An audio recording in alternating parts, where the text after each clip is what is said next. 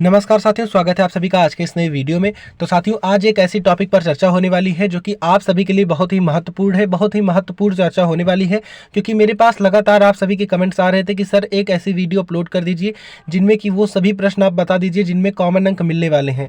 तो आज कुछ ऐसा ही होने वाला है। मैं उन मोस्ट इंपॉर्टेंट प्रश्नों को आप सभी के लिए लेकर आया हूँ जिन पर कि आप सभी को इस बार कॉमन अंक मिलेंगे और मैं कन्फर्म बता दूंगा, आप सभी को कन्फर्म पता लग जाएगा कि कौन कौन से ऐसे प्रश्न हैं जिन पर कि कॉमन अंक मिल सकते हैं। तो सारी बातें होंगी, सब कुछ स्पष्ट होगा। उसके पहले अगर अभी तक आप हमारे चैनल शिक्षा मित्र अपडेट टुडे पर नए हैं तो चैनल को सब्सक्राइब करके बेल आइकन को प्रेस कर दीजिए। अब साथियों, मैं आप सभी को वो सभी प्रश्न दिखाता हूँ। अब साथियों, वो सभी प्रश्न आ चुके हैं। अब पहला प्रश्न आप सभी देख लीजिए। पहले मैं आप सभी को वो सारे प्रश्न दिखा दूंगा जिन पर कि आपत्तियां जो हैं लगी हुई हैं। इसके बाद मैं खुद बताऊंगा, पर्सनल एनालिसिस करके आप सभी को बताऊंगा कि इन प्रश्नों पर जो है कॉमन अंक मिलेंगे। अब देख लीजिए, पहला प्रश्न है कि घास भूमि क्षेत्र के परितंत्र के खाद्य श्रृंखला में सबसे उच्च स्तर का उपभोक्ता होता है। तो यहाँ पर आपके आंसर की में जो आंसर लगा हुआ था, आंसर की में जो सही माना गया था वो मांसाहारी को माना गया था। बट आप सभी में से कुछ साथियों के द्वारा कहा जा रहा था कि नहीं, जीवाणु भी है। तो अब मैं साथियों इनमें से आप सभी को बता दूं कि जीवाणु इसमें जो है वो सही नहीं है।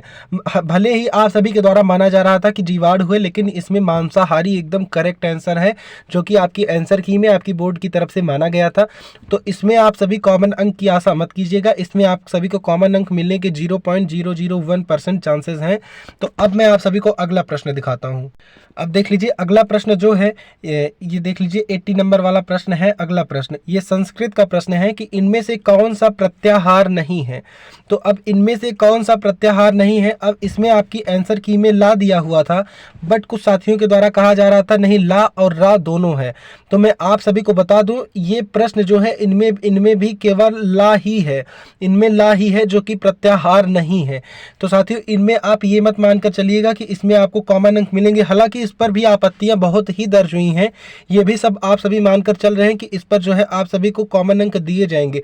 बट इसमें भी आप सभी कॉमन अंक की आशा बिल्कुल भी मत कीजिएगा, बल्कि मैं ये कह रहा हूं कि संस्कृत में आप सभी कॉमन अंक की आशा मत कीजिएगा। संस्कृत में कॉमन अंक मिलने के जो चांसेस हैं वो बहुत कम है।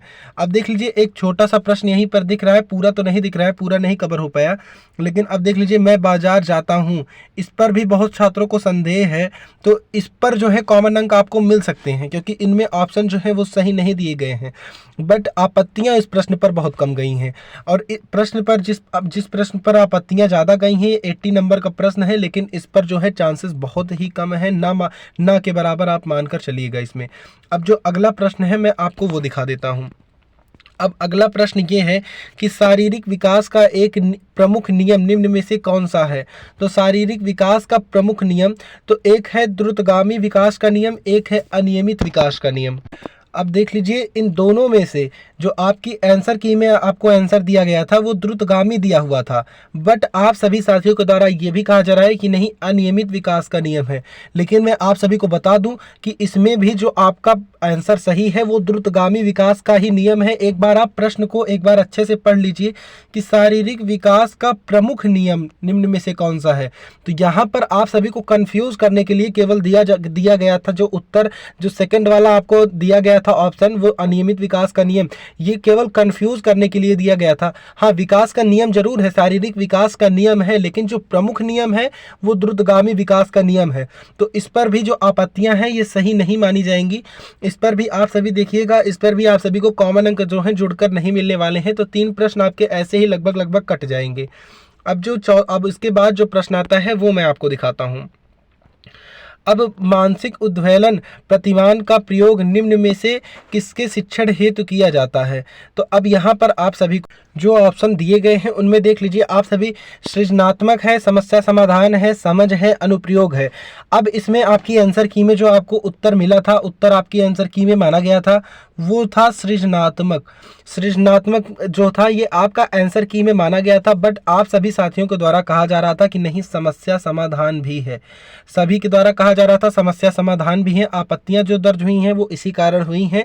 तो मैं आप सभी को बता दूं, इसमें भी आपके जो कॉमन अंक मिलने के चांसेस हैं वो केवल 10% है, क्योंकि सृजनात्मक जो होता है, आप ज़्यादातर एनसीईआरटी की बुक्स उठाकर देख लीजिए, वहाँ पर जो सृजनात्मक है यही सही माना जाएगा। आप चाहे जहाँ पर भी देख लीजिए वो सृजनात्मक माना जाएगा कहीं कहीं, लेकिन मैंने भी देखा है कि समस्या समाधान भी है।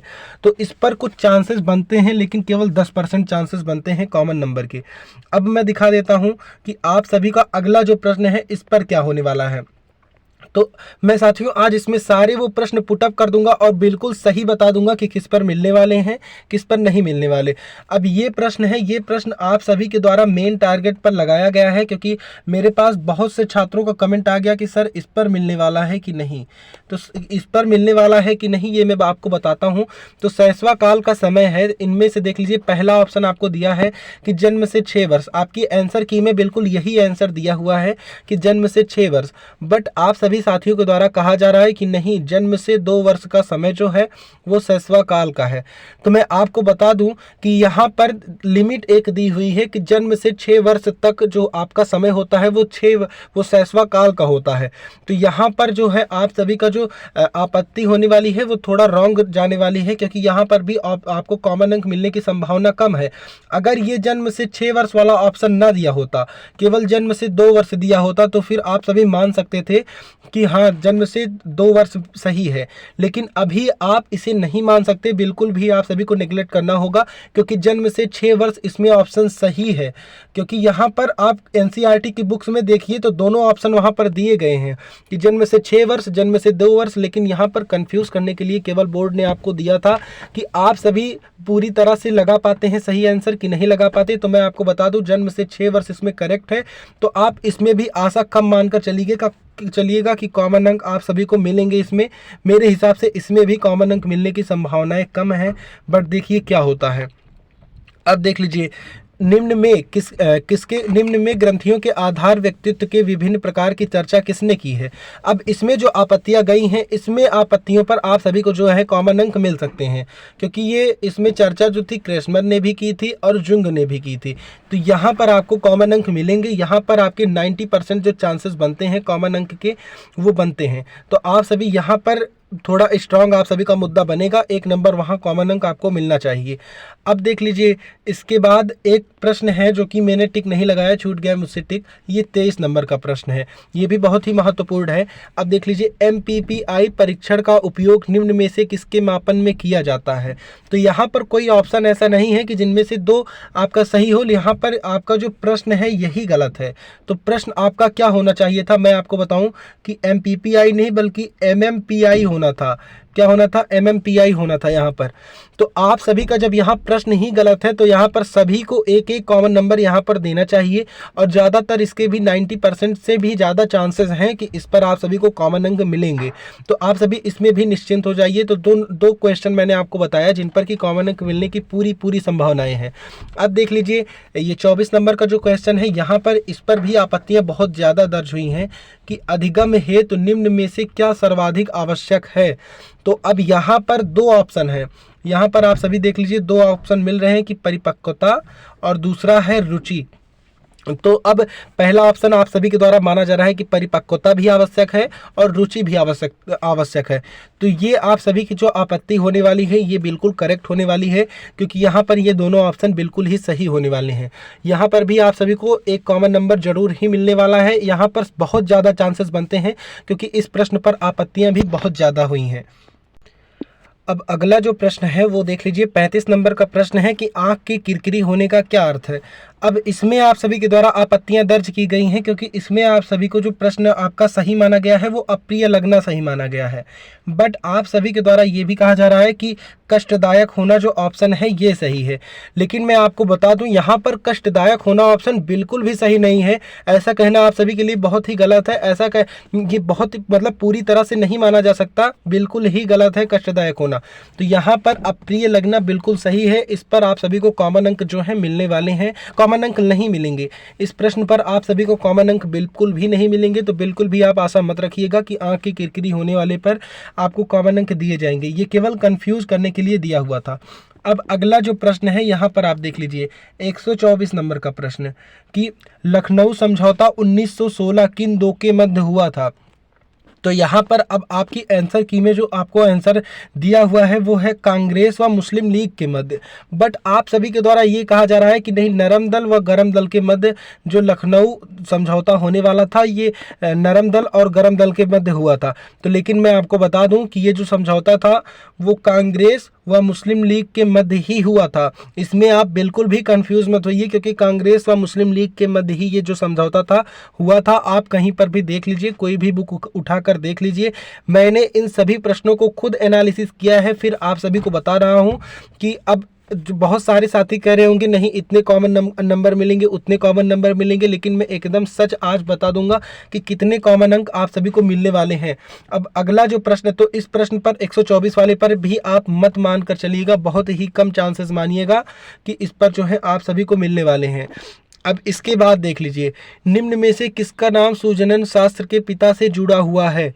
तो मेनली जो ये नाम जुड़ा हुआ है, तो अब मैं बता दूं मेनली कंफर्म जो लगभग है मेरी तरफ से वो गाल्टन ही है।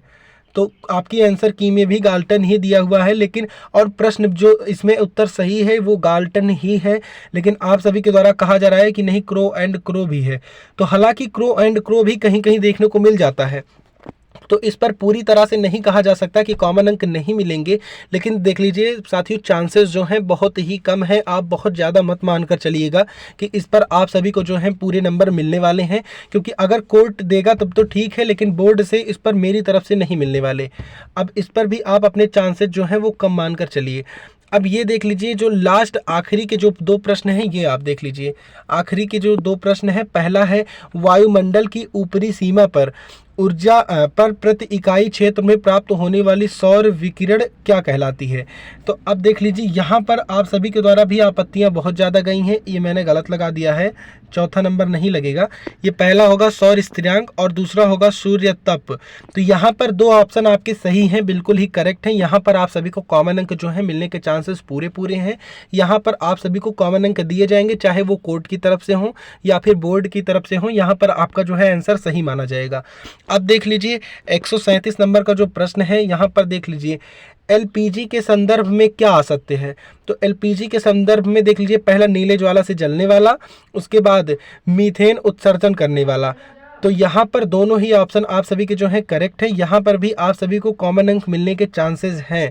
तो अब मैं बता देता हूँ पर्सनल की कौन कौन से ऐसे प्रश्न हैं जिन पर कि कॉमन अंक मिलेंगे। अब मेनली आप देख लीजिए, अब पहला 137 नंबर का प्रश्न है, फिर उसके बाद देख लीजिए 134 नंबर का, जिनमें से 137 वाले पे कम चांसेस हैं, बट एक नंबर आप यहाँ पर मान कर चलिए कि 134 वाले पर आपको मिलेगा ही मिलेगा। इसके बाद दूसरा है कि सुजनन शास्त्र के पिता से जुड़ा वाला, इस पर भी कॉमन अंक नहीं मिलने वाले, ये भी आप मान कर चलिए। लेकिन हाँ थोड़े थोड़े आप मान सकते हैं, लेकिन इस पर भी ना के बराबर चलिए। तो एक हो गया, फिर उसके बाद देख लीजिए, अब उसके बाद कहाँ गया, फिर दो हो गया, आपको देख लीजिए दूसरा, अब इसके बाद तीसरा। तो ये तीन प्रश्न ऐसे हैं जिन पर कि एकदम कंफर्म है आप सभी को कॉमन अंक मिलने वाले हैं। 3 कॉमन अंक आप सभी मानकर चलिए आप सभी को मिलने वाले हैं मेरे हिसाब से। बट देख लीजिए कितना बढ़ाया जाता है, सब लोग कह रहे हैं 4 से 5, लेकिन मेरे हिसाब से 3 ही प्रश्न ऐसे हैं।